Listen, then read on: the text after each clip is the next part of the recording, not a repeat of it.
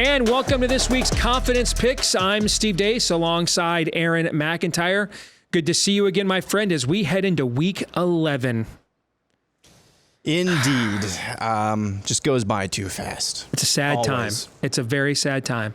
All right, get us updated on where things stand in the Pick'em contest, the Confidence Picks. We had a bit of a sea change last weekend. You did pretty well for yourself. Although I think we need to, new rule, no more picking unders in Iowa game. I'm just kidding. It's easy money, as they say.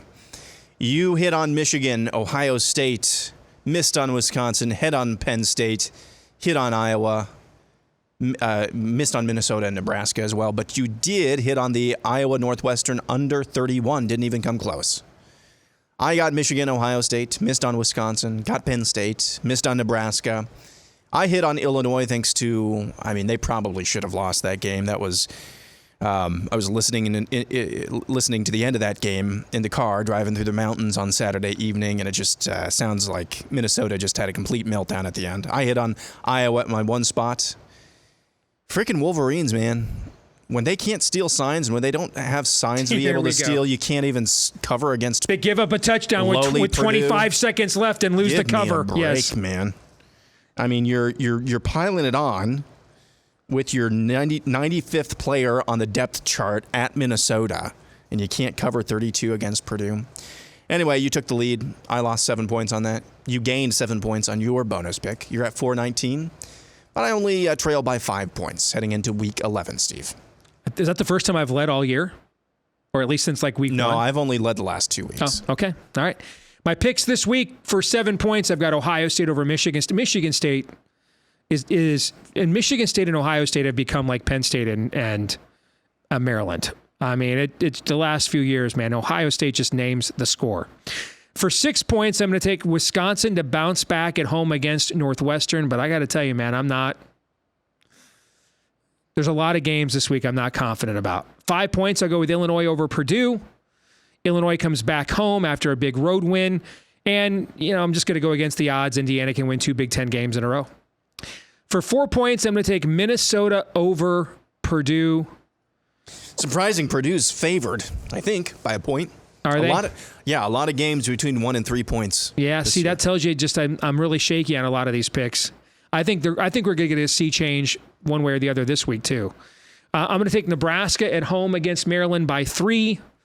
As a confidence pick, I just think when Nebraska's offense is so bad and one-dimensional that if they're only scoring 17 points, it's kind of a glorified Iowa. You can play pretty poorly and still find a way to beat them.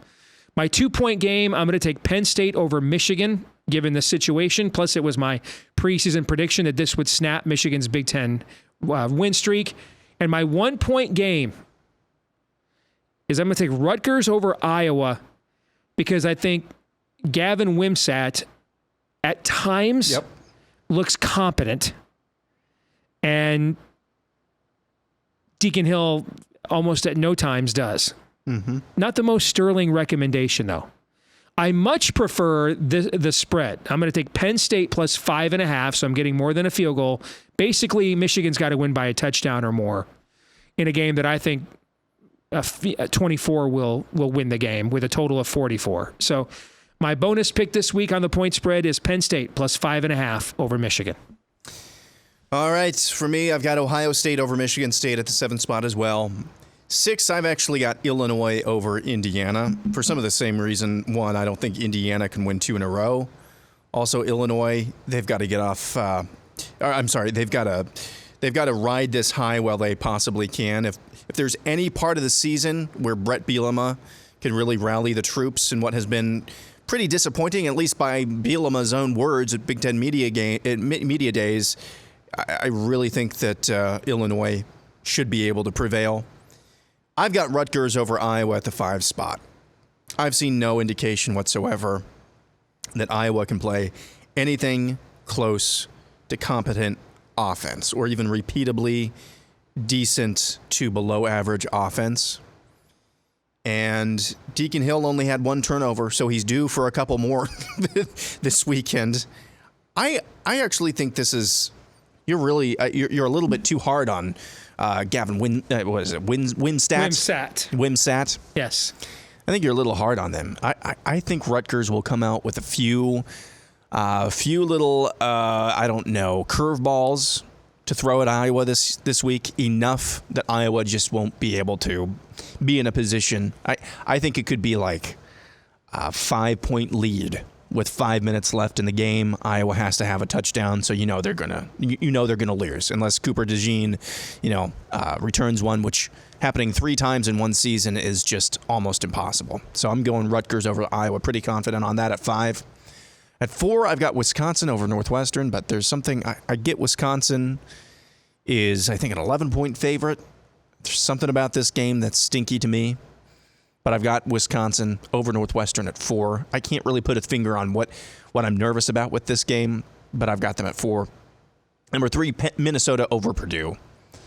I think Minnesota is a better team than Purdue. I don't understand why Purdue is favored by a point. As you said, I think on Bigger 10, Purdue is officially out of bowl contention. So I don't know. That was the 7th loss. I don't know what they're really playing for. So Minnesota still, really in my mind, should be the favorites to win the West. I think there's everything to play for Minnesota. So I've got them over Purdue. Number 2, I've got Nebraska over Maryland. Maryland is just, as we talked about, is just reeling right now. They're just reeling. Minnesota has everything to play for. They're just in much different situations, I think. In Maryland, you go into that Ohio State game, it's like, hey, probably not Big Ten championship, but we could make it to a decent bowl game. Now you're just trying to get to a bowl. That's just a different mindset than a first-year coach trying to get to a bowl game for the first time. Well, with Nebraska, in Nebraska's case, first time since Barack Obama was president. And then my 1 slot, I've got Penn State over Michigan, simply because of the situation and revenge, which is something that I do think you have to factor in just a little bit when you're handicapping college football. So I've got Penn State. If there's ever a game where James Franklin just has to get off the schneid with this just streak of utility against top 10 ranked teams, top 5 ranked teams, it's got to be this one. And then my bonus pick of the week, I've got Indiana, Illinois over 43.5 points. I don't know what it is about that line, but I expected it to be just a little bit lower. Maybe 40.5, something like that. 39 maybe even. So seeing it at 43, it tells me the guys who know more than I do see this game a little bit differently. That's basically all this is. I had some success doing that earlier this season, so I've got Indiana, Illinois over 43.5. Maybe a late big play. We'll put the over in play, garbage time, or just a breakdown late in the game. So Indiana, Illinois over 43.5 is my bonus pick. So you think there's going to be another sea change this week? Well, we've had the exact same picks except for bonus, but our point values are different, and then our bonuses are completely different games. So yeah. We could see a lot of variance in those picks, or there's just so much variance that it swings it to both sides, and we just kind of have a status quo, if you know what I'm saying. Yep. Yeah, but it's an interesting week of games for sure. You mentioned how many games are within a field goal or less, how many games have totals in the low to mid 40s, and so we're basically just talking toss-ups, except for a couple of games across the board. So we'll find out next week how you and I both did right here on the channel. We'll see you then.